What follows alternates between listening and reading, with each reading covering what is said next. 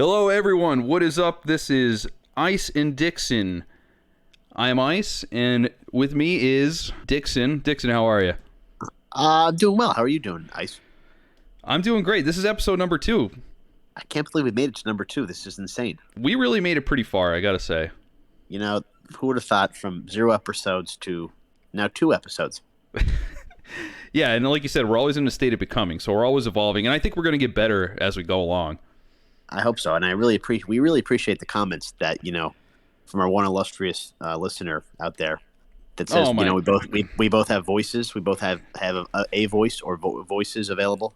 Yeah, I really appreciate that. That was like nice constructive criticism, and I think he really hit on the point that we have good voices, and I totally agree with him, honestly. We have good voices. This isn't Braille. This is actual us talking, so that's good. People recognize that. Really appreciate that. So thank you. I forget what his name is. He's a nobody, so I kind of forget his name, but appreciate it. Always appreciate it. Really appreciate it. Come back anytime, please. Anytime. And please, and next time, how about you like and subscribe? That's the least he could do if he's going to just drag us through the mud. I know, honestly, pretty ungrateful. And you know what the funny thing is? He said that we're boring and we said we're generic. I go to his YouTube channel, and what is he doing? He has one single video on his channel that's him like reacting to something, like the most basic thing you could possibly do. And he's sitting there, he's like, "Oh my god, this is so stupid." I'm like, this is probably the most generic thing you could possibly do. To sit slack-jawed and dead-eyed staring at your computer screen, just making funny faces to a stupid video that you're playing right next to you. Like, it's the most generic YouTube content you could possibly do. Wow. Tell us how you really feel. I'm just saying, I'm big on YouTube myself. I mean, I'm almost partnered on my other channel. This guy doesn't know that, but so I gotta throw that out there. Okay, gotcha. I just figured out how to use a phone. I'm just grateful to be along for the ride. Yeah, we talked about that last time. You're very boomer level of technology. Speaking of technology, though, I think for Christmas I'm gonna look at getting one of those Soda Streams. Have you seen that Soda Stream? Yeah, have you seen the Soda Stream? I have seen that, but that's such a random, thing to get. Well, I think it's supposed to be, I think it's supposed to be cheaper. I don't know. I mean, the thing is like $120 for the kit. Now, see, I thought you were gonna say like you're getting into technology. I thought you were gonna say like a laptop or like you're building a computer. I guess Soda Stream's up there too. I guess. I mean, that's pretty forward thinking technology. You can make soda pop in your own home. You'd be a soda jerk. Definitely a jerk. And the soda would be definitely a bonus, but I think it might be something interesting to try. I mean, they have all different flavors. I don't know how they taste, but the reviews are pretty high on that Amazon, www.amazon.com. So, well, you know what? You make that soda pop from your what is it? The soda. What is it? It's called the Soda Stream. All right. Well, you make your soda from the Soda Stream. Maybe we'll do a blind taste test. That could be a whole show. That would be it. Yeah. So you taste Coca-Cola versus Soda Stream version of Coca-Cola. Yeah, versus Dixon Cola. In stores nationwide. It'll be fantastic. But yeah. Oh my god. I think about expanding into that market. I think that'd be interesting to try. It'd be fantastic. Well, I'm happy for you that you're expanding your technology horizon right there. I feel like it might be a big step. I feel like the Soda Stream was the air fryer of many years ago. Oh my god. Yeah, actually. That's a good point. Do you have an air fryer? No, I don't. I was just going to ask you. Am I like a peasant now? Do you have one? No, I do not. I do not have an air fryer. I haven't even experienced how to use an air fryer. I'm not too sure. What was up with that? Why did every millennial just like start buying air fryers? I don't understand a really good that. Question. I think you just put something in there and you press a button and it's like miraculously like 85 times better from what I've heard. Yeah, and I think it like mimics frying somehow. I honestly don't understand it. Yeah, I don't understand how you could fry something with air. I guess it's just, but isn't it like just what a microwave does? Isn't that just like fry something with air? Well, then again, it's microwaves. I guess it's a totally different story. Yeah, I guess it's in the name, and I guess air fryer's in the name. I think it just fries it with air. I don't know. I mean, there's no oil. There's no breading of sorts. Like you could just put like a hoagie in there, I think, and it comes out air fried. Could you imagine doing that? Like completely random. Yeah. Maybe we'll try that. Maybe we'll get the Soda Stream and the air fryer. I'll get the air fryer. You get the Soda Stream. We'll have fried hoagies and Dixon cola together. That sounds like the perfect last meal to have. It just sounds fantastic. But like yeah, I would be interested in trying the air fryer. I don't think I've ever even had any food from an air fryer ever. I don't think. I believe I have. I think I was forced to try it, and they were trying to show off to me. But I don't know. It's like. It's good, but it's not like deep fried stuff. You know what I mean? Like you're eating air fried stuff. Right. You notice the difference immediately right off the bat. I mean, there's definitely maybe there's less guilt associated with it. But if I'm going in for a fried item, then I just want to have the fried item and then be done with it and move on with my life. Well, yeah, 100%. But the thing is, of course, it's like millennials are all trying to be healthy and stuff, which I totally understand because I am too, because I'm a fat slob. But it's just it's you're getting the fried aspect of it. But you're not getting the fried calories. Does that make sense? No, it does make sense. But wouldn't I have, if I'm not getting the fried calories, wouldn't I be, more inclined to overindulge? And then would the difference be negligible after a while? Yeah, see, it's like drinking diet soda. It's like, well, hey, I drank the diet soda so I could have an entire Big Mac right now. Yeah. So you don't drink your calories. You just you save it there. Do you think you could make it up other ways? I agree. It's just it perpetuates bad behavior. Yeah, it does. Like, remember the Snackwells back in the 90s, those Snackwell cookies? The green box. What a scam those were. That word right there just like triggered something in my head, and I feel like I have to look it up right now. What is that? Snackwell? Yes. Snackwells were marketed as, diet or, lower calorie cookies, snacks, etc. But in reality, I think what they found is that if you just eat sugar in moderation, not overindulge, you're actually better off because it's probably like just manufactured garbage. Not that items containing sugar aren't, but the Snackwells were like this, in that era of Slim Fast. Remember, Slim Fast was so huge.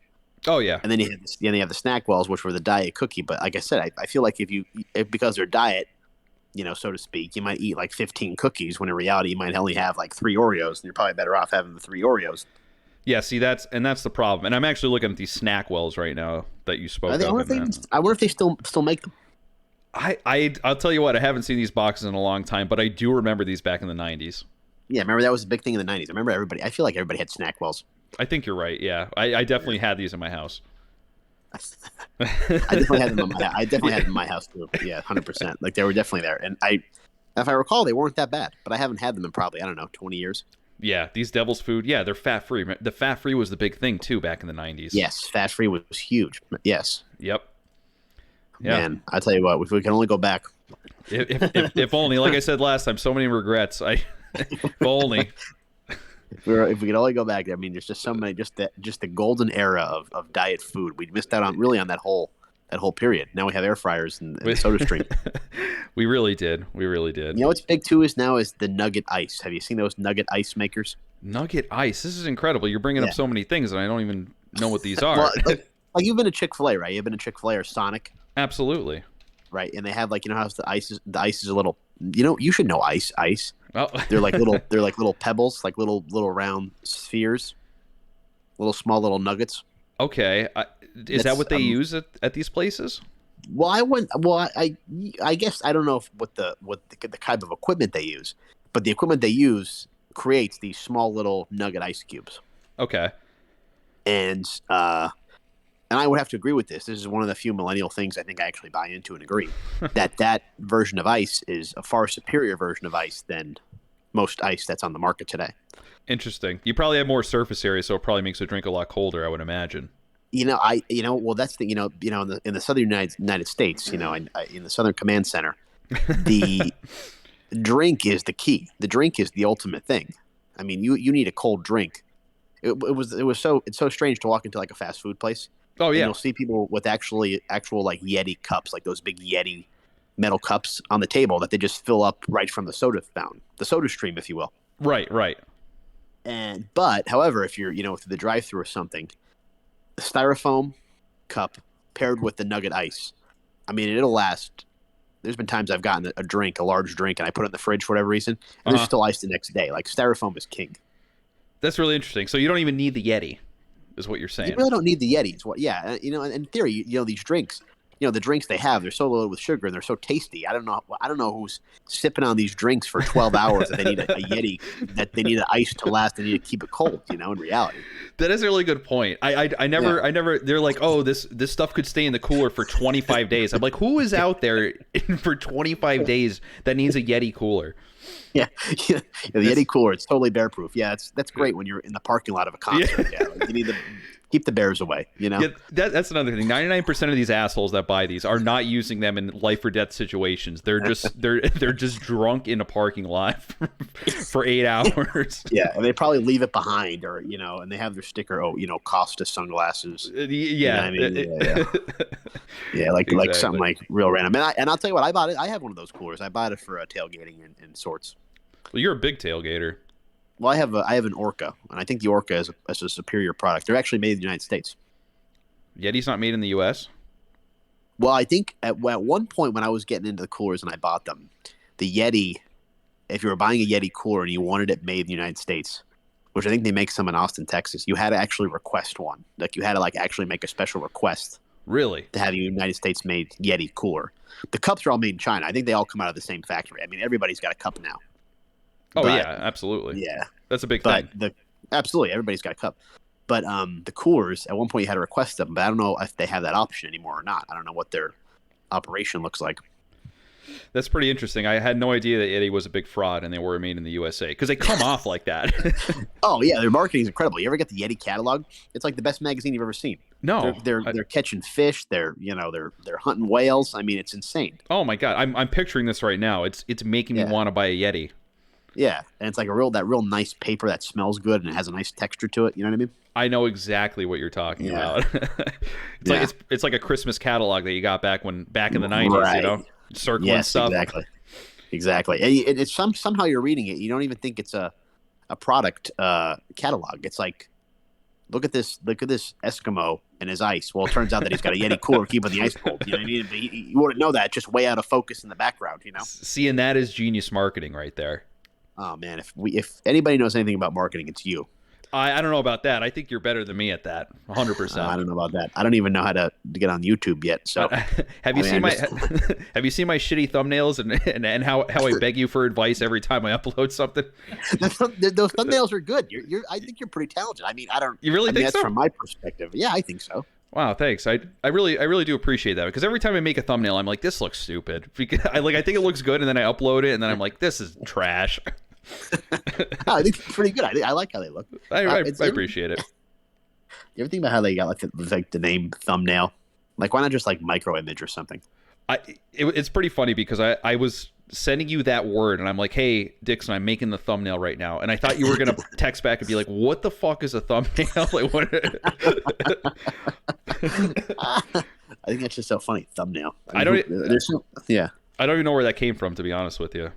That's so random. What was that one? That one. What's the phrase that the kids use? Oh, noob. Noob. Oh yeah, I know about that. I mean, that just seems like such a random thing. Well, noob, it's like a newbie, like you're new to the game and you suck ace at it, so they call you noob. Oh, well, that makes sense then. Never mind. Disregard. You really got to cut that part out. You really cut that. Hey, back in the editing room, cut that, please. Could you imagine? I don't know. I was just gonna say, could you imagine if we had an editing room? One day we probably will. We'll be like Joe Rogan. It'll be like, that Joseph Rogan, definitely.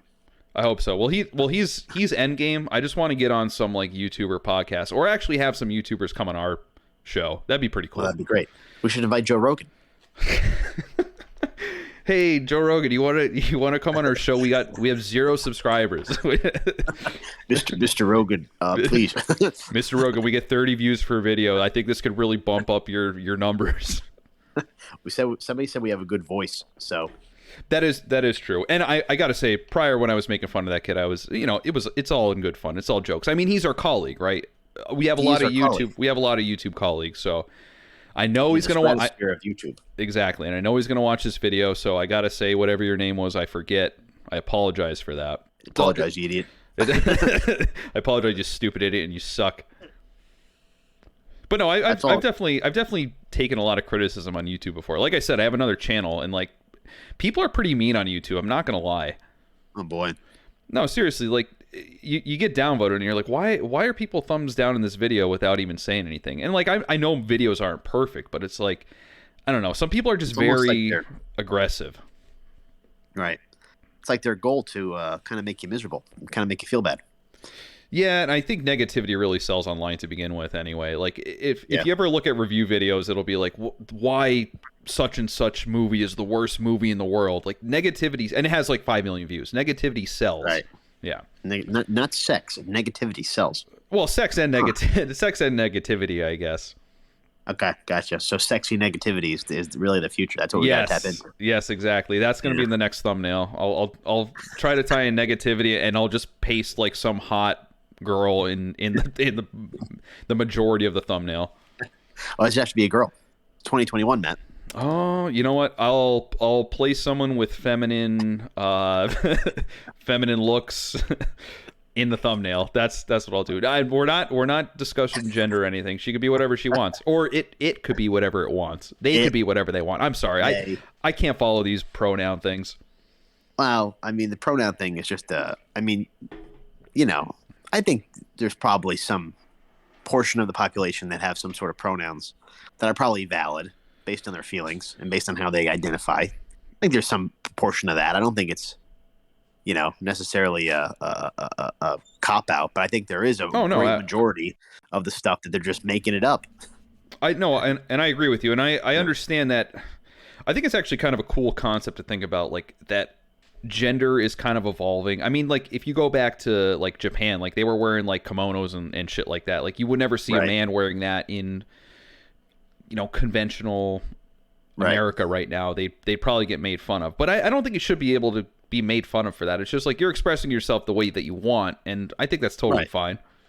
I think that's cool as long as you're not being annoying about it. You ever see those TikToks and whatnot about the pronouns, about why it's important and all that kind of stuff?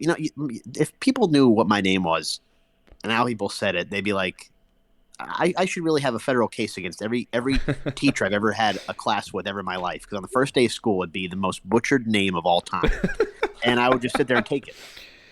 Yes, you just sit there and you don't complain about it.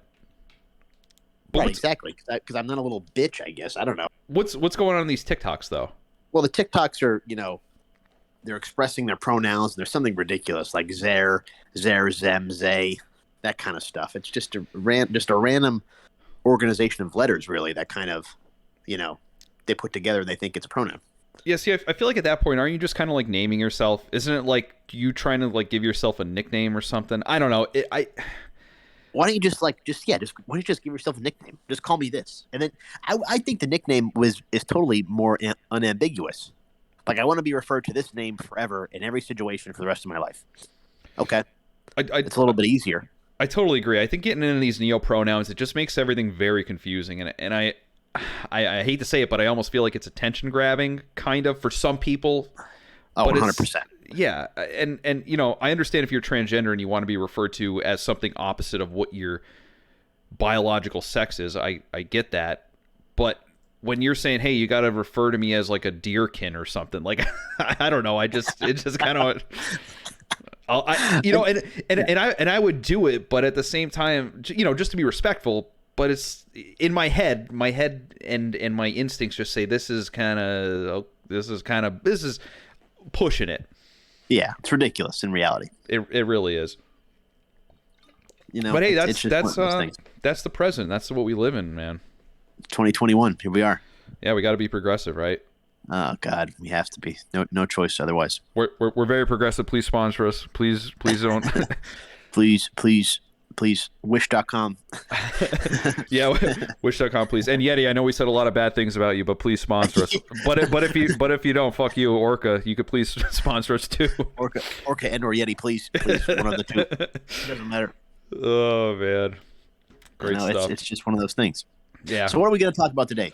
So what do we got? I got a lot on the docket. Okay. Not a pun, like court docket, as I would say for Kyle Rittenhouse, but wow, hard things to watch there. It's really hard to watch. So I would like to talk about Rittenhouse. I'd like to also talk about that artist, and I use that term very, very lightly, Travis Scott. and the trampling incident. And I would also like to talk about the Wizard of Oz and oh man, and the Pearl Jam album mashup that I watched Pearl myself. Jam? Who's what? Or, I'm sorry. What am I talking about? I don't have my show notes up. I gotta bring them up. Yeah, Pink Floyd. Pink Floyd. I'm sorry. I'm all over the place. I got ADHD. You gotta forgive me. Pearl Jam is pretty good. Pearl Jam is pretty good. They're more like Dave Matthews, wouldn't you say? I think they're in that same vein of Dave Matthews. Did you ever see that movie Into the Wild about the kid, Chris McCandless? No, I never saw that. Oh, did you ever read the book? No. Oh, all right. Well, never mind. But in the film Into the Wild, Eddie Vedder from Pearl Jam does the soundtrack, and it's really good. Oh, really? Yeah, we have to talk about Chris McCandless on another show because that's a whole different thing that we could discuss and dive into because he's one of these kids. He's either a hero or he's just an idiot. So I'd love to, and I'll definitely look into him. Is there anything else that you want to discuss on the show? Me, I want to discuss whatever you want to discuss because I am just grateful to be here with such a trusted friend and colleague. Oh, and, wow. We get to talk about some of our some interesting things. All right, fantastic. I think I want to get into the Rittenhouse trial first because it's fresh in my mind, and I think this was absolutely ridiculous what I saw today. And I've been following this on the man. I can't even think of his name, and I watch him so much. Rekieta Law. Anyway, he's a streamer, he's a lawyer, and he's streaming with a bunch of other lawyers, and they're commentating on this trial, the Rittenhouse trial, as it's happening. And I think it's really insightful because they're saying things and they're giving you more insight as lawyers into what is happening in the court case. And it's actually really interesting to watch. That's cool. That sounds really cool. That's a really good idea. Yeah, it's great. And today, which was probably one of the biggest things, I think it's day 8 of the trial, and it is now the defense's turn to call witnesses. And they called Kyle Rittenhouse to the stand, which is like unheard of for someone involved in a case like this. Like normally the defense does not call up the defendant if for their witness. Yeah. Right. But it's so frustrating to watch this trial, and I don't know how much you know about this. Do you know anything actually about the whole Rittenhouse case and like what transpired to get him here? So Rittenhouse was in the midst of the summer of love.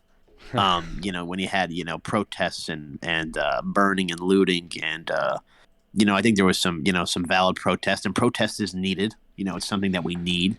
I think you'd argue that's how we got to this point in American history. Totally agree.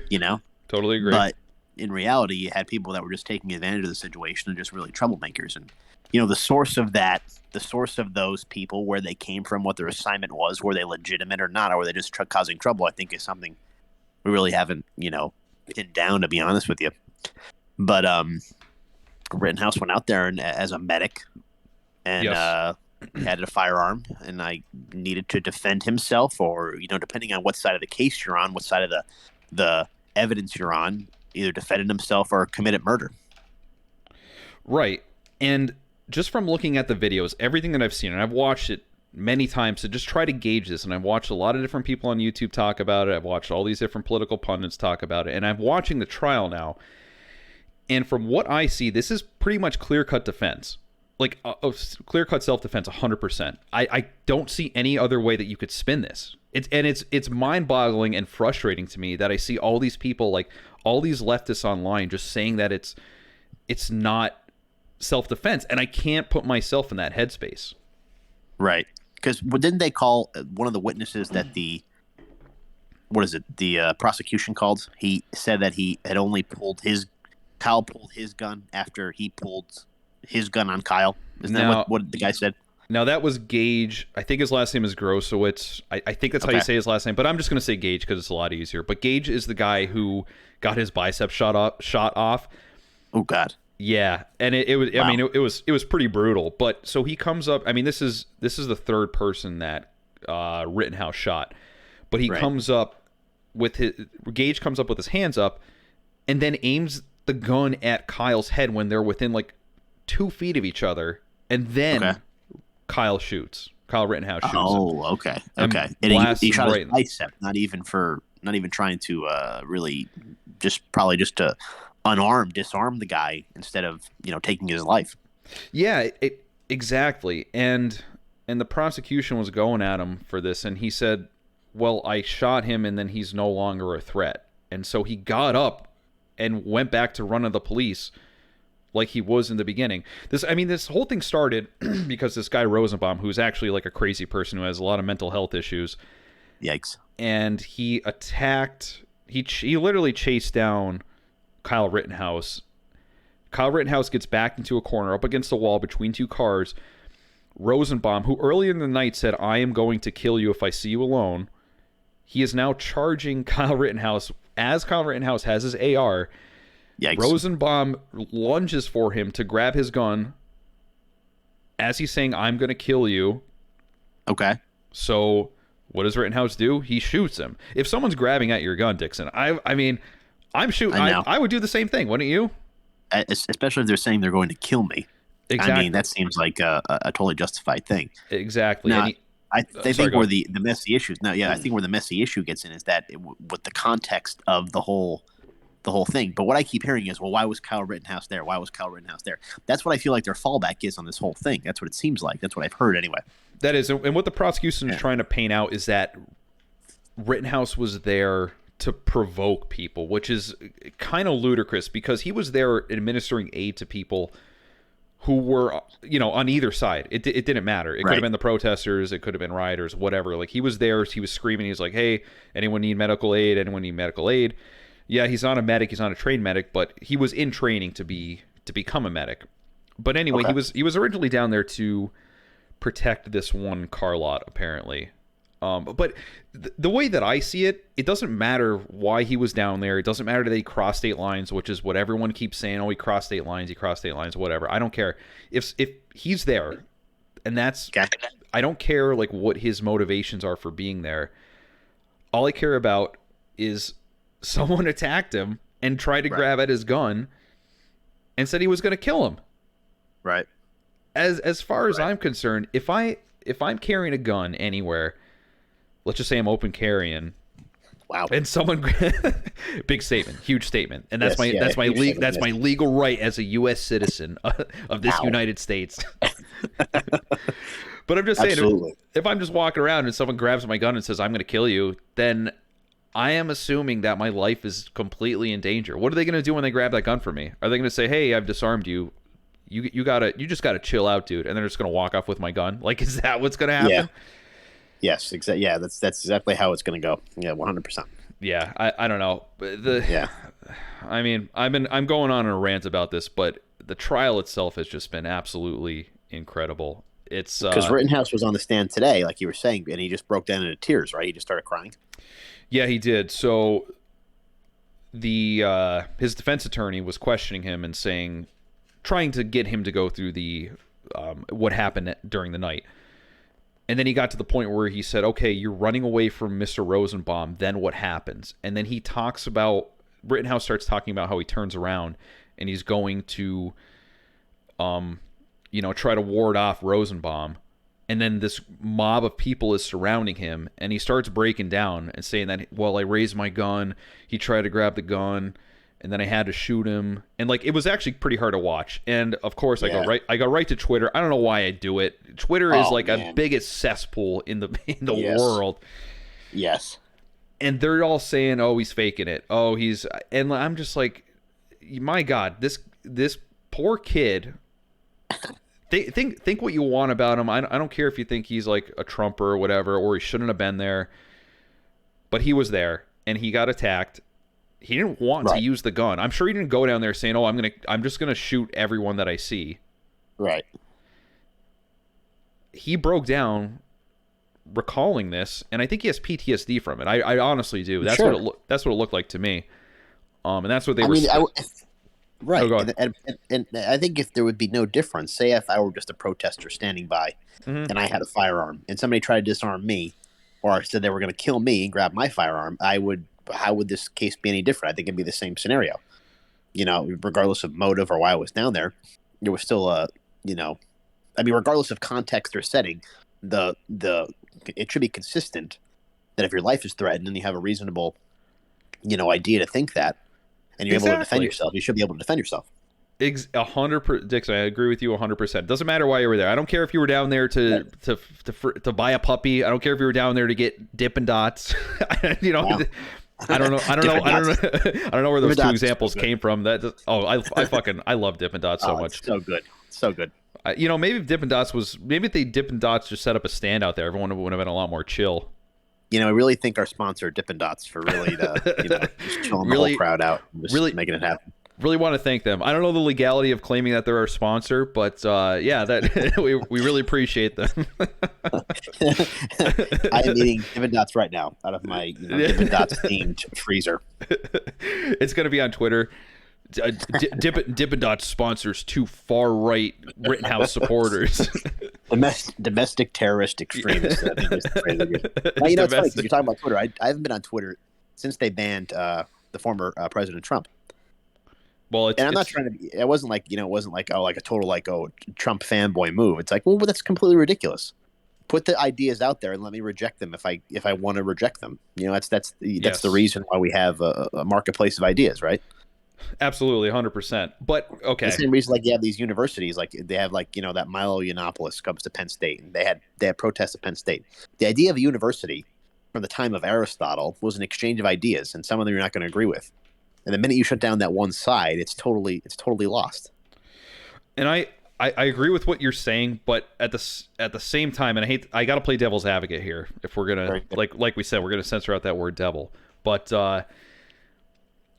because Twitter is privately owned, does that give them the right to just take away whoever they want? Right. Well, that's what we had that discussion about the NFL. I mean, private corporations basically do what they want. Like in this day and age, of course, everything is the vaccine. Yes. Probably should have censored that out because this will get banned immediately if they pick up on the word vaccine. It's pretty. I'm actually, when I edit this, I'm gonna censor that because I think it's pretty funny. I think if you even mention that, YouTube algorithm just targets you and it just immediately scrubs through your entire content. I'm not even joking. No, I think I completely can see that. Mm-hmm. But if they have a mandate for something, whatever it might be. Yes. I mean, the corporation is allowed to do that if they want. If you don't want to work for the corporation or be a part of the corporation, then that's your choice. Exactly. Which I think is fair. I don't think that's a bad thing. I think that's pretty fair. I mean, how you want to do business is how you want to do business, I think. Yeah, I agree. I mean, if you're the owner, you could pretty much do whatever you want, I would say. But as long as it's, within reason. And I don't know if I agree with it at the same time. I mean, you have all these lefty idiots, and I'm pretty liberal myself, I would say. But I feel like so? I would say I have some liberal leanings, definitely socially, I would say. Oh yeah, definitely. Yeah. We could get into other stuff, but maybe on another show. But yeah, I'd say socially, I definitely lean pretty left on that. But right. As far as free speech on a private platform, I don't know. There's definitely an argument to be made there that you could just take off whoever you want. At the same time, right. You could also make the argument that a lot of conservatives make, saying that it's the public square, if you will, the digital public square, town square, whatever you want to say. Right. Because there's such a major platform, they have such a monopoly on it. It's like, well, if you're going to silence someone on there, they essentially don't have a voice anymore. Right. Exactly. Yeah. Exactly. How can you take away in this day and age? I mean, they're not going to the newspaper. It's just a whole different thing. But, if everybody starts, I forget the Greek philosopher that said this. I don't know which one it was. Maybe it was Seneca. I don't know. But they said that if everybody's thinking the same way, then someone isn't thinking. Maybe it wasn't even. Maybe it wasn't. Maybe it wasn't that. Maybe it was Kafka. I don't forget. I forget. But and that's something to think about because that's basically the mob on Twitter going after Rittenhouse and going after everybody else. Judgment is made. It's over. And if you're racist at the very least. Yep. And and also an idiot if you think otherwise. Exactly, and that's all the pushback that I see from this. It's like, well, if you agree that Rittenhouse did what he did in self-defense, then you're just a racist and you hate BLM and you hate protesting, and you should probably get shot too. Like that. Like that's pretty much what they're saying. Exactly, yeah. It's absolutely ridiculous, and it's just so frustrating too. Like that's why I say don't ever go on Twitter because it's just a cesspool, and you're just going to get in an argument. When I was on Twitter and it was the height of the whatever, let's say the vid. I don't know if they're gonna have to censor that out. The height of the episode. I think we're okay. I think we're okay on there. Yeah, but it's amazing how many people that you look at their bios and it's like, people first. Black Lives Matter. Rainbows. Everything else. Amazing the amount of tweets that came from those accounts saying, I hope you die of COVID. I hope you die Yeah. of the virus. It's amazing, and I actually created a collection. And I was going to screenshot them. And I thought, oh, who has the time to go through all this? But it was insane. That's the incredible. the amount of hate, or at the very least, bias that existed from these people that are supposed to be, peace and love and everything else. Yeah, exactly. And I think that reaches back to there's no reach across the aisle. It's just, well, you're on the other side and you should probably end yourself because I don't agree with you. Yeah. And Exactly. I feel like it's so exaggerated on Twitter because it's just it's kind of like just a leftist vortex out there. Like you're not really getting the other side. And if you do give your side and you're on the other side, then you are swarmed and attacked. I guarantee. You know what? I'm gonna post this video. I'm gonna post this video on our Twitter account which currently has 0 tweets, but I'm gonna post it. I'm gonna do hashtag Rittenhouse. I'm gonna do hashtag BLM, and then we'll probably get attacked. We'll probably get downvoted and everything. But it just kind of proves a point that they don't want to hear you out. They don't want to have any constructive criticism. It's just, well, you suck and I hate you. No matter what the substance is, God forbid you consider another viewpoint. I mean, it's just you're automatically shadow banned and canceled, and it's over. Yeah, it really sucks, honestly. It sucks. It's terrible. I don't know if you remember back in the older days of the internet where you could say whatever the hell you want, like really derogatory things, and canceling was not a thing. Absolutely. Remember Rotten.com? Oh my God. Yes, I do. That was like a big thing in homeroom. Everybody going Rotten.com, like, oh, look at this dead body. Like, you know what I mean? Like, yep. And then what was the other one? It was like the one that was just like a guy that has a bowel movement. It was a cartoon. Oh God, I never saw that one. Oh, never mind. That was must have been a fringe Catholic grade school. Oh Jesus! Website. Dixon's deleting his history and favorites as we speak right now. remember Tourette's guy. Like you couldn't get away with Tourette's guy in 2021. Oh my God! Yeah, exactly. It's stuff like that. You would never be able to do that in the arena of YouTube today. Absolutely not. There's no way. Right. There's no way. It's just totally sanitized, which is terrible. It is pretty terrible. I mean, you remember Leafy is here. I mean, you probably don't. He was a YouTuber and he would just do commentaries of just making fun of other people while he played gameplay in the background of like CSGO. I don't recall that. No. Well, yeah, I mean, and that was even recent. He was back in like 2012 and he was huge. He's a millionaire now, but he stopped, but like it's pretty funny because he couldn't go on essentially because his content would not be allowed on YouTube as it is today. And that was just like 8 years ago. So YouTube is always evolving too. I mean, maybe there'd be someday that our show wouldn't be allowed on there. I would hope not, because I think we're pretty fair and balanced. I think so too. I don't think we have any like terrible like edgy takes or anything like that. I don't think we're out there saying anything bad.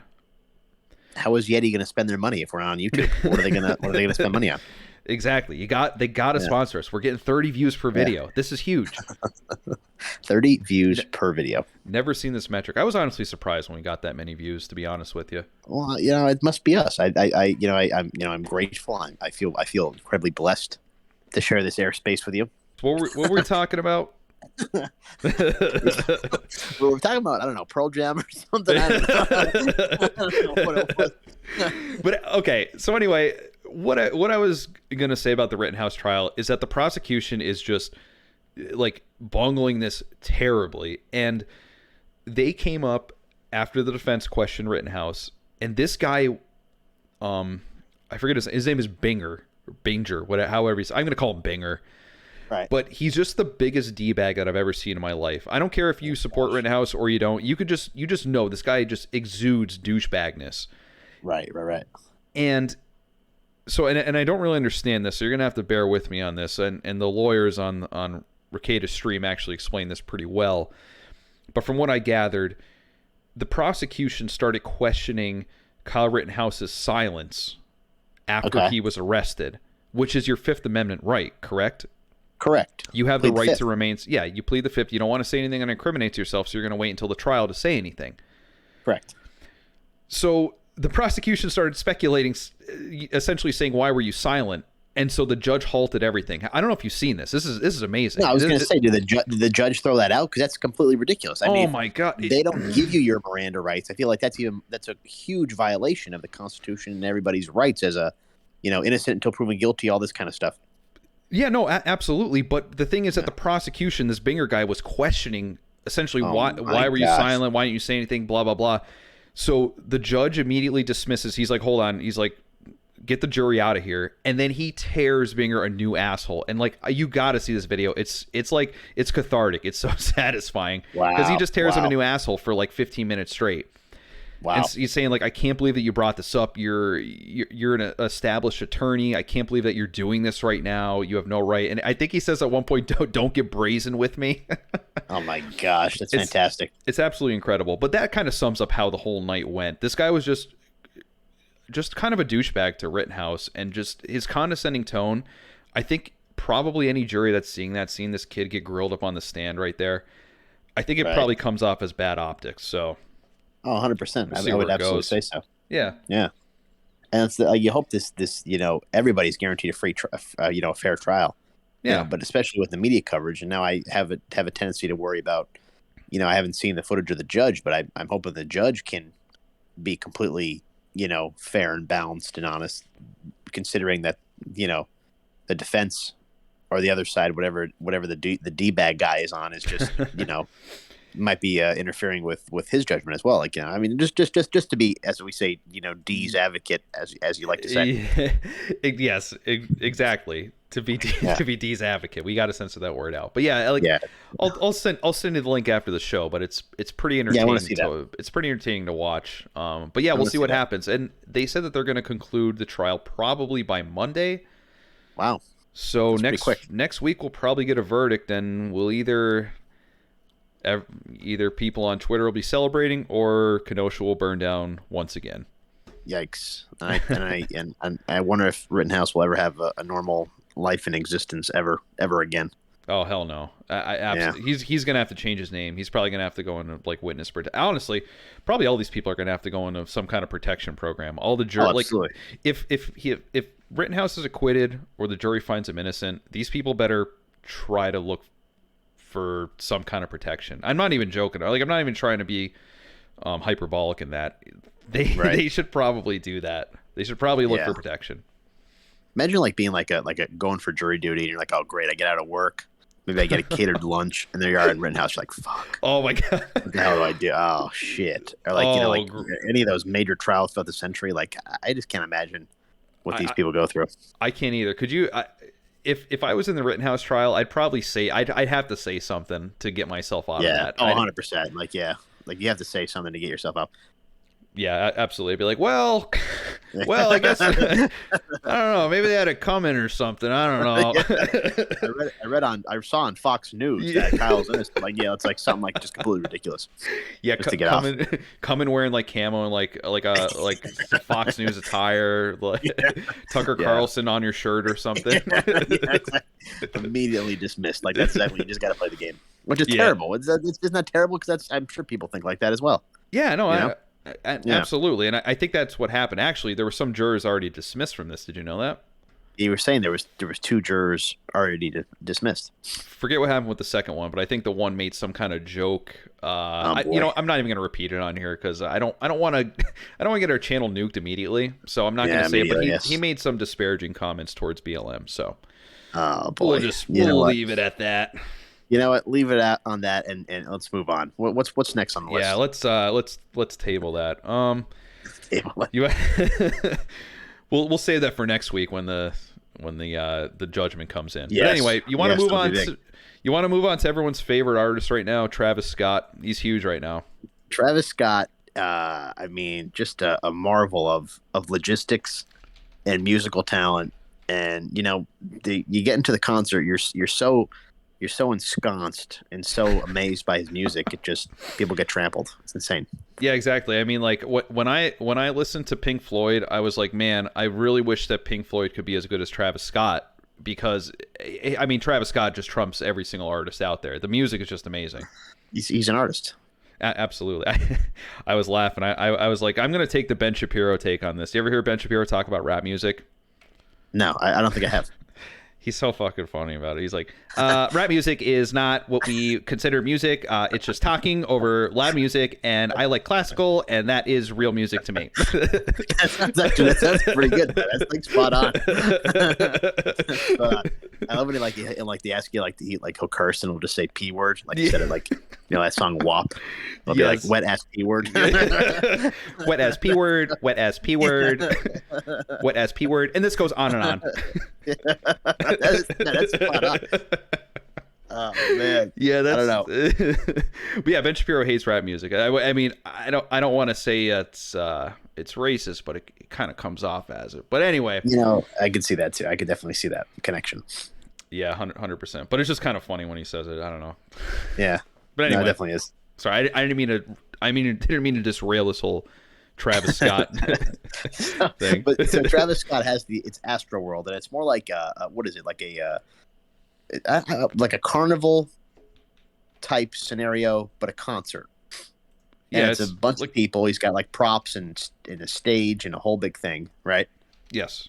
So you have Travis Scott. He's the star of the show, and you have a whole bunch of people there together, and pandemonium, crisis, craziness breaks out in the crowd. Right. People got hurt. And that's Travis Scott's thing. Like he's the rage guy. Okay, I didn't know that. Yeah, that's his thing. He gets the crowd riled up. This has happened several other times. Really? I didn't know that. Not to this extent, but he likes to get the crowd riled up. I think one time he told the crowd to charge through a fence. Yikes. Yeah, or charge. It might not have been through a fence, but he told him to charge through something. But yeah, he's the rage guy. He's inciting the old riots that are happening at his concerts, essentially. Wow. So he's like the ringleader of this whole thing. I wouldn't say for this one. I mean, I don't think he told everyone to trample everyone, but I don't think he said, "Hey, yo, for this X banger, we're gonna trample the shit out of everyone." Like I don't think he did that. Right. But at the same time, it happened organically. It happened organically, but then he didn't stop it. That's the thing, and that's the most terrible part about this.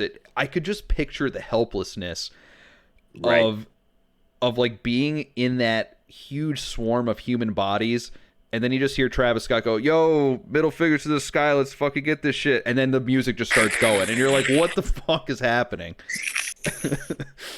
Right, without any input and I've seen some video footage of that, reels and TikToks, whatever, and people are trying to either get his attention or get the attention of his staff, pointing to areas, climbing up on the stage, and they're basically just getting completely dismissed and shooed away.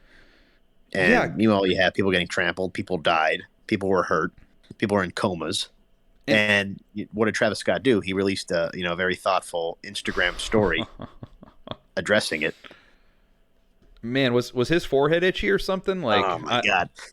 I don't think I've ever seen someone rub their forehead for that long, for that extended period of time, ever. Yes, it was definitely just like forehead rubbing intensifies as he's trying to apologize or create an apology or make it seem like he's apologizing. It almost seemed like he was reading some kind of script. 100%. I mean, 100%. And this is the guy that's married to Kylie Jenner, correct? Wait, what? Yeah, Kylie Jenner and him are together. Kim Kardashian's sister. Are you serious? Oh yeah, look at them. Yeah, they have a kid together, I believe. Incredible. Kylie Jenner is a stone cold fox. Are you serious? I think she's hot AF. I'm gonna take a look. I'm gonna have to do some research really quick. See, I don't know. I don't know if I like these. Isn't this like the three sisters? Isn't this one of them? Like there's the keeping up with the Kardashians, and Kylie Jenner is in the midst of that whole thing. But I think Kylie Jenner in this age has eclipsed Kim Kardashian in terms of she has the makeup, she has the Kylie lip kit. That's like a big thing. She has a makeup line. Okay. Yes. She's gotten I think she has gotten beyond basically a complete facial reconstruction from what I can tell, looking at older photos of her and like how she is now. Now this is insane. This is what you said about Megan Fox. Like as they get older, they get better. Oh yeah, that's true too. Maybe is there a common theme here? Is what's going on? I don't know what it is. I mean, I keep getting uglier and fatter by the day as I keep progressing. But it seems like you have these people like Megan Fox and Kylie Jenner that just keep improving with age. See, but you also don't have a facial reconstruction team and That's also true. and plastic Yes. surgery every other day. Yes, that's absolutely true. It really makes you wonder, the resources available, what they can do, what they can't do. It's just insane. Absolutely, and every single picture that's taken of them is probably doctored and filtered over. Like I would love to see a picture of this Kylie Jenner, no makeup, just like a random a poorly lit selfie from a shitty cell phone. That's what I would love to see.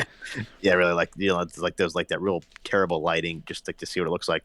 And you wonder if she ever even exists without makeup, or whatever. Like she just you just has that look going the whole day. Goes to bed, wakes up, has her time alone, where she doesn't interact with anybody or see anybody. That's got to be fucking exhausting, right? That's got to be exhausting. It's got to be terrible. It's terrible. It's terrible. There's no authenticity at all. I mean, I almost feel bad for her. See, this whole look. Does she have any plastic surgery or anything? Who's that? This Kylie Jenner. I think so. I think she, like I said, if you look at a photo of her when she was just up and coming, like in the early episodes of that Kardashian show. Yeah. You look at her now, totally, completely different. Yeah. See, I don't. This look does not appeal to me, and I'm sorry, man. and I'm sorry. I just hate to say that. I like the all natural look. Like I want to see her in sweatpants and a hoodie with no makeup on. That's what I want to see. All right. Who is this? Drake? Is this Drake on the other line? Oh my God. What is Drake? Does Drake like that? By the way, also at the Travis Scott concert. Just so you know. Drake was there. Yes, he was going to show up. He was going to show up. He was there, and he was going to come on as a surprise performer. And he didn't show up. He didn't go on. I don't know. I don't think he did. Could you imagine if he went on? Oh my God, man. The trampling would have been a million times worse.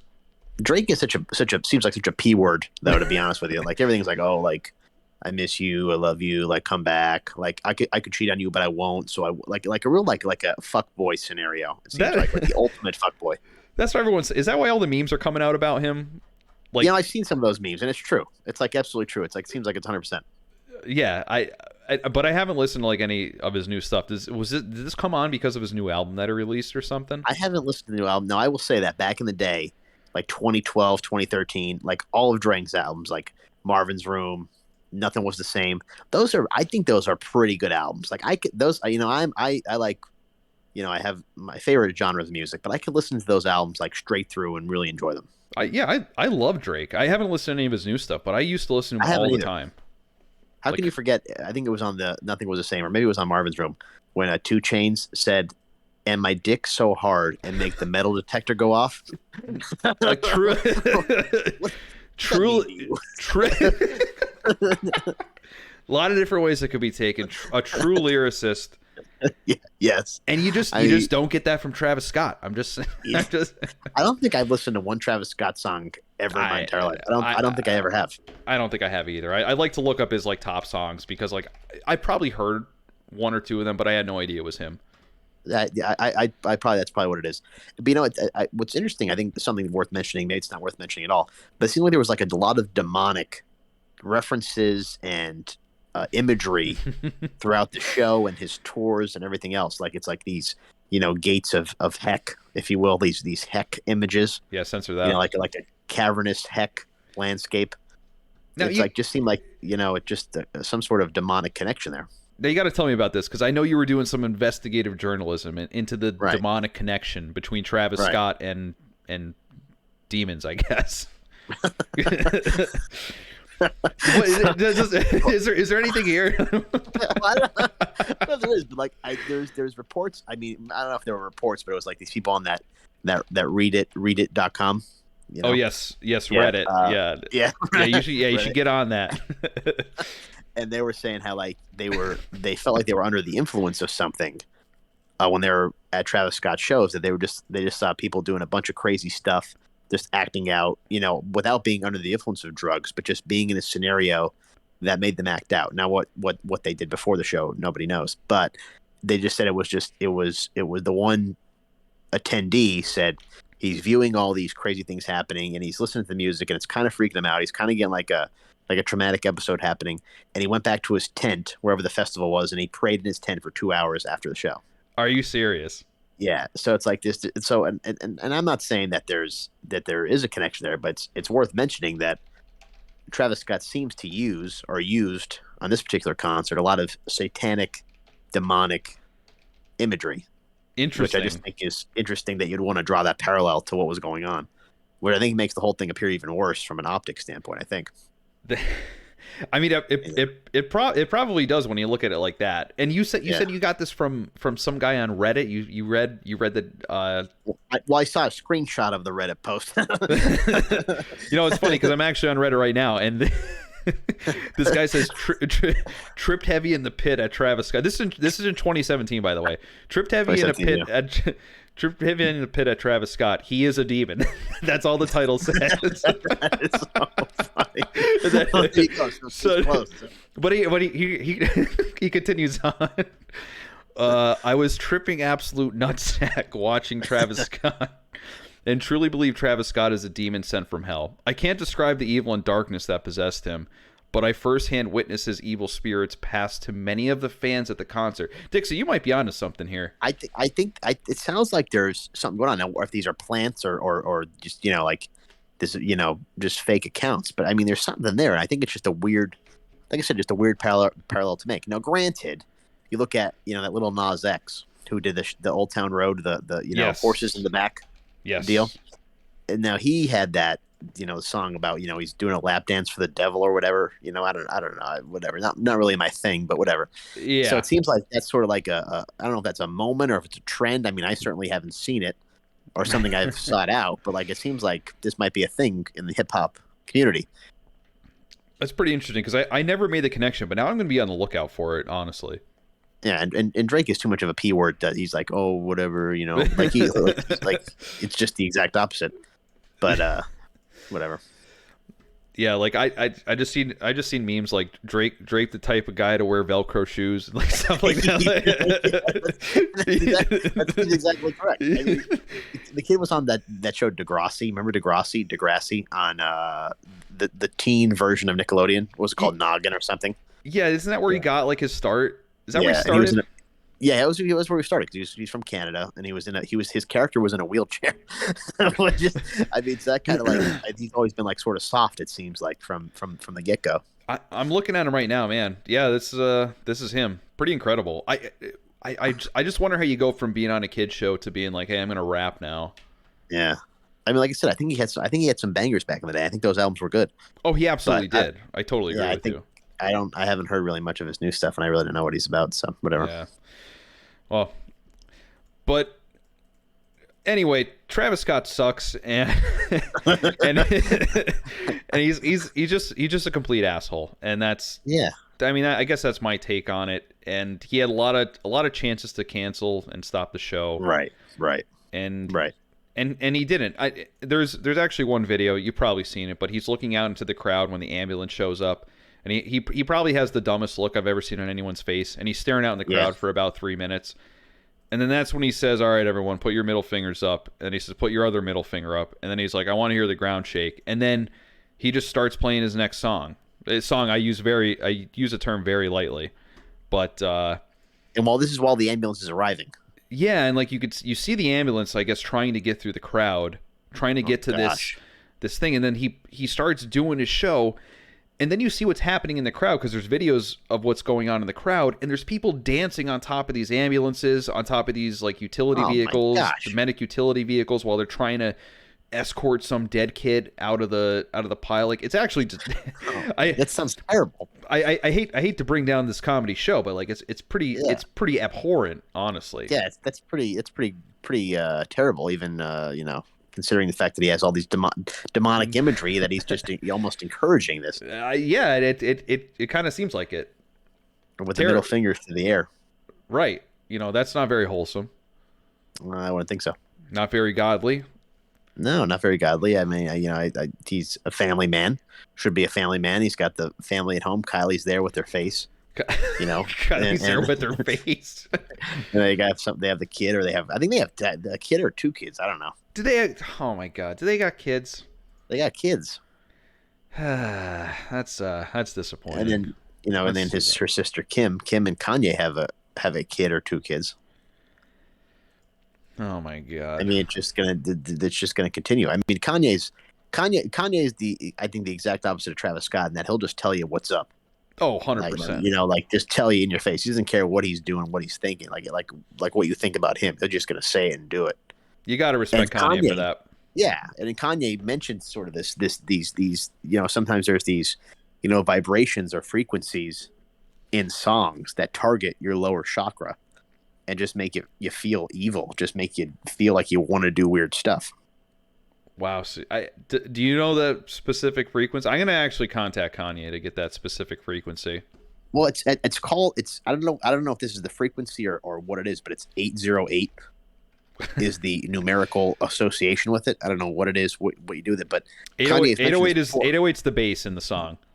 Yeah, 808. So there's this 808 that just totally mess with your head, mess with your outlook, and mess with what you're doing. And it's I mean, it's you've seen it through time. History. You have sounds, you have frequencies, you have vibes that you pick up on. I mean, that's just guaranteed. Oh, The chakra absolutely. stuff is negligible. I don't know if that's something you could buy into or not, but I mean, there's probably I think the chakra is the metaphysical explanation for the physical parts of your body that are experiencing the changes or feeling the vibrations and stuff.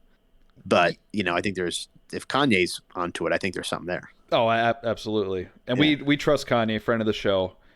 yeah, for a big friend. Kanye Yeah. sponsors us. We're getting sued immediately. Ice Yeezy, Yeezy Ice Edition. Those would be some dope ass shoes, I bet. Oh, man, awesome. They'd look pretty cool, I would imagine. They would look pretty cool. It's like a middle class loafer with Yes. air holes. Middle class loafer with air holes. Hush puppies, from Kmart with just some random air holes and venting.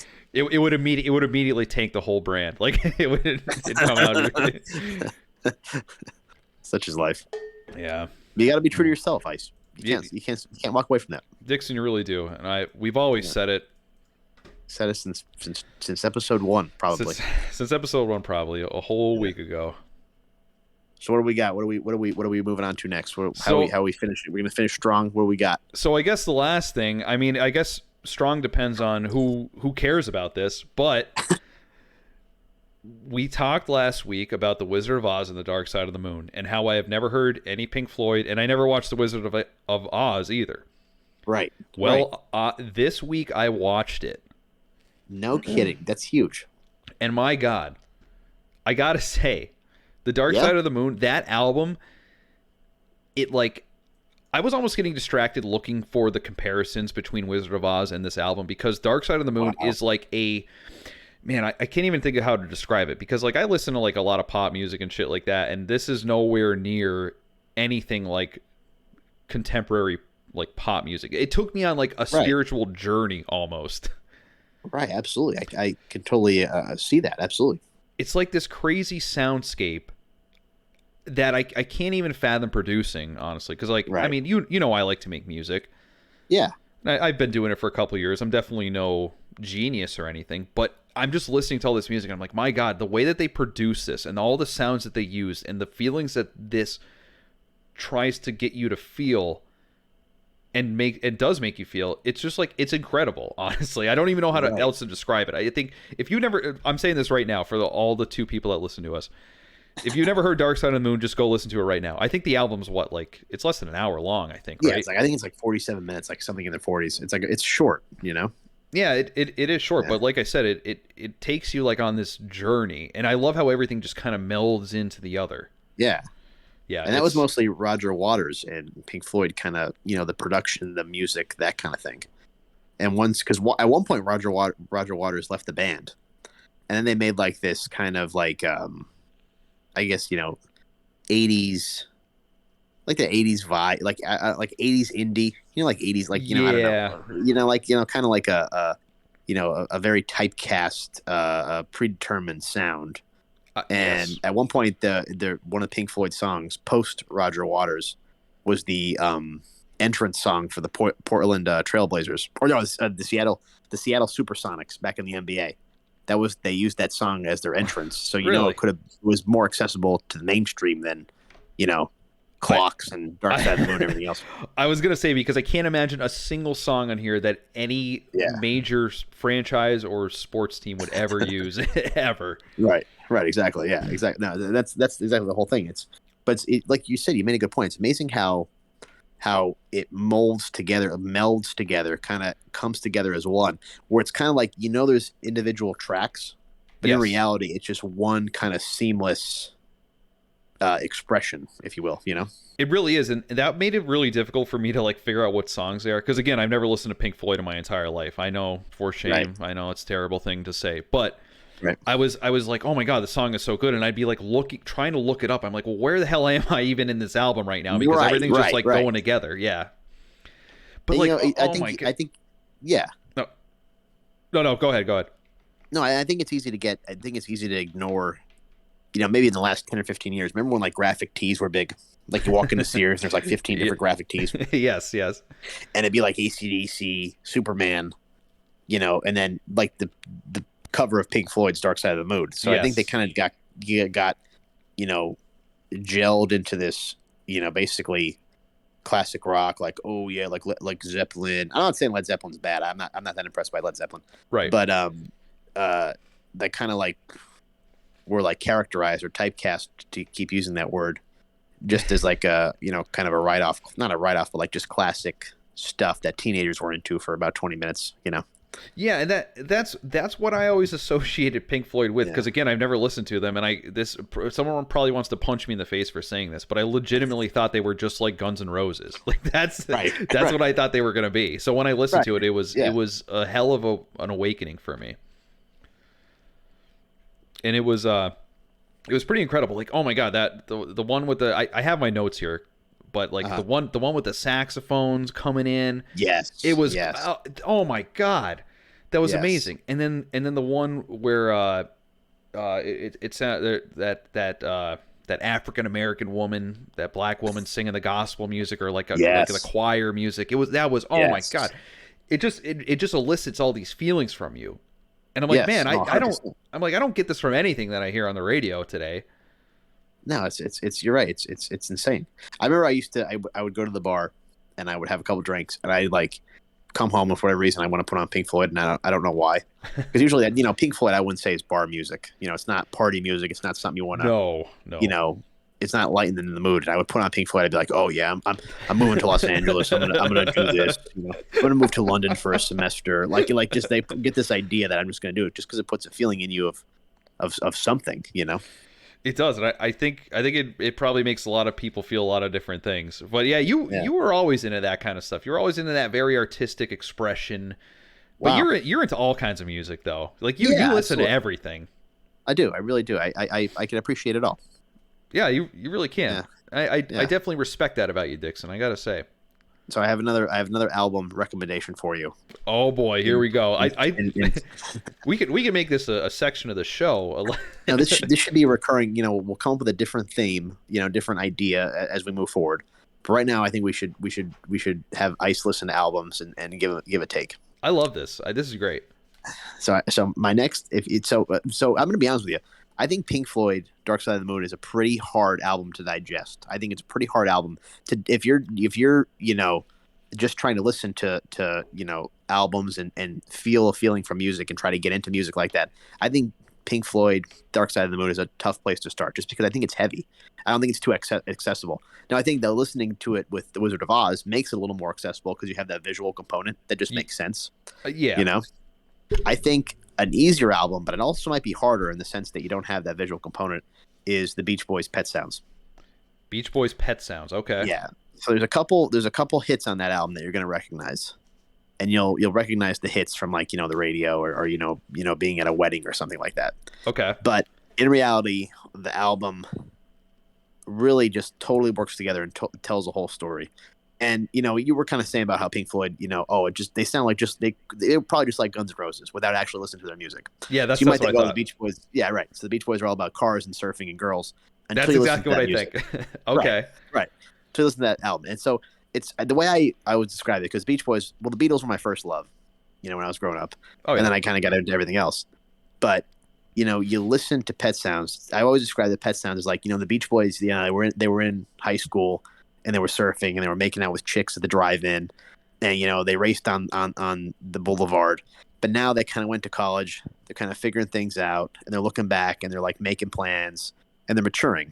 Mm-hmm. And that's really kind of where they were in their career. Like, they're kind of trying to step away from the surfing aspect and moved into that new, mature, heavy music that really makes you feel something that works together. But it was interesting because Brian Wilson wrote the album, with his band, but he wrote with this guy, Tony Asher, who just wrote copy for advertising. And after that album, Tony Asher never wrote any other songs ever again. So it was like it's such a weird combo. Huh. And I think it's the greatest album of all time. I mean, but really, yeah, I think it's the greatest album of all time. I think it's just the way it works together, the way it evolves. And then that actually, the Beatles listened to Pet Sounds, and they made Sgt. Pepper in response to Pet Sounds. Really? So that's your two assignments. So yeah, okay. Listen to Pet Sounds and listen to Sgt. Pepper. Okay. Okay, yeah. I'll listen to Pet Sounds first, and then I'm going to listen to Sgt. Pepper and interpret how this was formed from Pet Sounds. Right. Yeah. Definitely. This is going to be pretty interesting, and I really like this because I like music. Like this is absolutely. Yeah, and I love it. And like I said, I really did enjoy Dark Side of the Moon, but it could be because of that visual aspect. I guess I won't know until I go into Pet Sounds or listen to Dark Side of the Moon by itself, which I kind of want to buy an album for it. But like, what are they? I bet every hipster in the world probably has one. Or are they like mass produced? Oh, like the vinyl? Yeah, you could buy new vinyl. You could buy new vinyl of different albums. Okay, well that's good because maybe I'll. Yeah. This might inspire me to buy a vinyl finally and finally hop on that fad. Yeah, that's definitely an experience. I'd recommend if you're listening to like Dark Side of the Moon or Pet Sounds or Sgt. Pepper, your first listen, I would listen to it with headphones. Okay. And you can kind of pick up on different things and and just kind of feel it and go from there. Not to be total like a fanboy, P word like Drake, but like I think there's something there that you would appreciate. Yeah, I actually just got some Chinese AirPod Pros, so I'll listen. Oh, perfect. I'll listen to it. Yeah, they were $30, and they're real. I got the serial number. It registered and everything. Well, maybe I shouldn't say that. I shouldn't be saying that online. But I came into possession of AirPod Pros, and I really like them. AirPod Pros. Look at you. AirPod Pros. I'll send you the link afterwards for. Awesome. Yeah, send me the link because I want to get one of those Apple Pencils. Apple Pencil. What's that? Yeah, it's like a pencil that Apple makes. Oh, okay. Well, I would have never guessed. So, you can use a pencil on like the iPad, I guess. But I don't know if it's any difference than just a regular like stylus or something. Are you gonna like draw on there? What are you gonna do? Yeah, maybe I'll start sketching things. I always wanted to buy a sketch pad. Was that weird? Me too. Yeah. I just feel like I used to draw when I was younger, but I kind of stopped. But I don't know why I did. And I always enjoyed it. I feel like it's like therapeutic. Oh, 100%. Absolutely. I'd like to buy a sketch pad too now you say that. Yeah, maybe I'll do that. Maybe I'll drop some logos for us or something. Oh, that's a good idea. I think. Have you seen that the TikTok trend of the girl that makes like really bad logos? No, she'll redesign like it's like I don't know if it's TikTok or Twitter or one of those things, but she'll completely redo a logo like Starbucks or McDonald's, and it'll be the most awful logo of all time. That sounds that sounds fucking hilarious. Yeah, people will comment to be like, "Oh, this sucks," which is like, "Yeah, I know. Like, this is what the whole thing is." Like, just Yeah, like that's. I have to watch that, and because I love seeing I have a lot of friends on Facebook that try to start some shitty business, right? Not to shit on them for starting the business, but their logo is just absolutely atrocious, and you can tell that they try to do it by themselves on Paint or something. Right. And I could appreciate a good logo design, but some of the shit that I see that these people make is just, I'm like, well, how are you even, how is this even good in your mind? Yeah, it's incredible. Yes. So you definitely have to send me the link to that. Yeah. It's like I said, it's funny because I think everybody thinks that I'll do the graphic design. I can figure it out. And no, you can't, you just can't do it. It's one of those things I think that people just can't do. You know what I mean? I think it's something you need a professional for. 100%. Absolutely, and these poor graphic designers probably get paid like shit. They're probably like, I'll toss you $10. Like, it can't be that hard, right? Like, yeah, exactly. Like, fuck you. Yeah, even like taking photographs, like taking pictures, like you really have to know what you're doing. You know, because now everybody has like, the iPhone 16, double wide lens, fisheye capability, Yeah, what's going on with those iPhones? They got like they look like a Frankenstein. They got like 80 fucking lenses on the back. Like, pretty soon the whole thing's just gonna be lenses. What's the purpose of the lens? It's just you have one option in terms of the camera. I think it has to do with different focal length or something. Who the hell knows anymore? I don't know. Every douchebag taking a picture of a waterfall or something thinks they're, Ansel Adams, the greatest photographer of all time. Like, it's 100%. It's unbelievable. I'm gonna put it in black and white, like. Portrait mode, sunset. That's another thing. You see like old people that went to high school with you, and they're like uploading their like quote unquote photography, and it's just like a mug on a shitty counter in black and white, and it's titled something like pretentious, like somber or something in black and white. Exactly. I love like the sunset or the sunrise photos. It's like 15 rooftops, a McDonald's sign, 18 cars in front of you, and like the most zoomed in version on the sun that you could possibly get. Like, wow, great sky tonight. Yeah, no shit, I saw it too. Wow, I've never seen this kind of composition before. Wow, it's the sun setting. Well, oh my god. We live 5 minutes away from each other, man. Like, yeah, I saw it.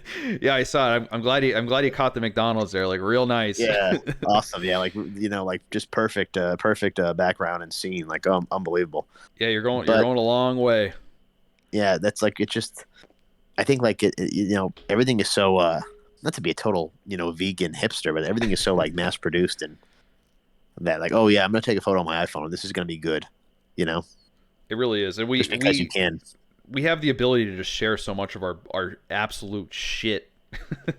Things that we create. Not this podcast. Right. This podcast is absolutely amazing. No, this is needed. People need to hear this. People need to hear this. But yeah, people taking shitty pictures on their stupid iPhone 17s. Yeah, we don't need to see that. Nobody wants that. Nobody wants to see that. Get over it. Literally everyone's done that, unlike a podcast. So I gotta say that. I gotta throw that out there. Yeah, throw that out there because we're definitely still better than everybody, so it's all good. 100%, and it's not unwarranted either. No, but I'm just saying. Shout out to Yeti. shout out to Yeezy Boost. Like, really appreciate it. Man, if anyone ever does want to sponsor us in like 5 years, they're gonna look back at like the log of stuff. Like, wait, you guys. You guys were saying that you were sponsored from, and you said all this shit. Oh yeah, it's a comedy show. That's all you gotta say. It's a comedy show. What are you talking about? Yeah, it is. It's all banter. It's satirical. It is what it is. Yeah. Do you want people to laugh, or do you want them to stare dead-eyed into the screen for an hour 30 and not get any joy? Yeah, just joyless existence. It's over. Oh my god. But anyway, what I was going to say about the Wizard of Oz and the Dark Side of the Moon, it does match up. I guess I won't go into this because everyone knows this, and I could go through the different points. But I just wanted to point out the one thing that you made fun of me for, which I thought was which was the best. Miss Gulch. Miss Gulch. Do people not call her that? I didn't even know. Now Miss Gulch is the witch. She's a real life counterpart to the witch, right? Miss Gulch.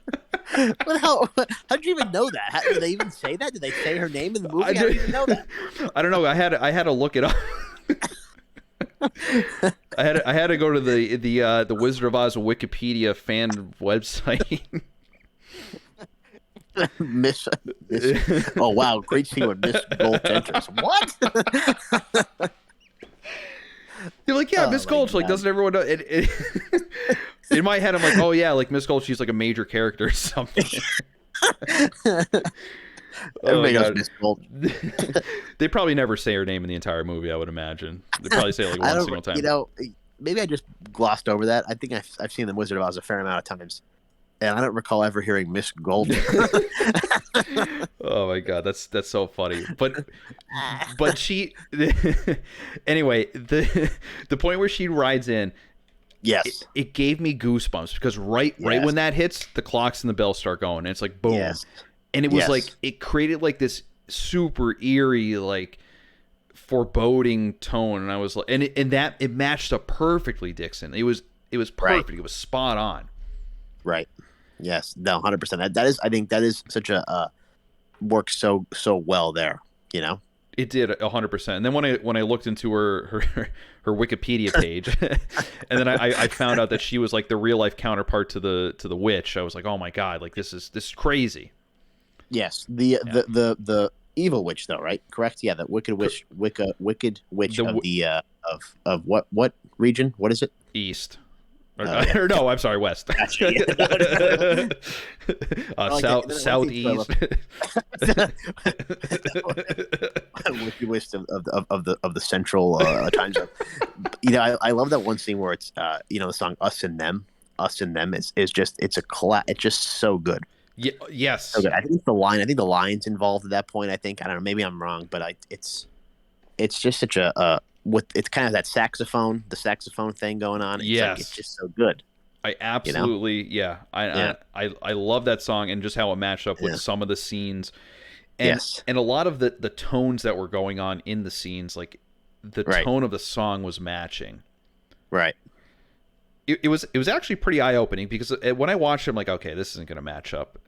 Maybe it'll be a stretch, but there were so many points where I was like, oh my god. Like I couldn't deny it anymore. I was like, holy shit, like this is actually matching up to what I'm seeing on screen right here. It's insane, right? It's insane. It was a joy to watch, honestly.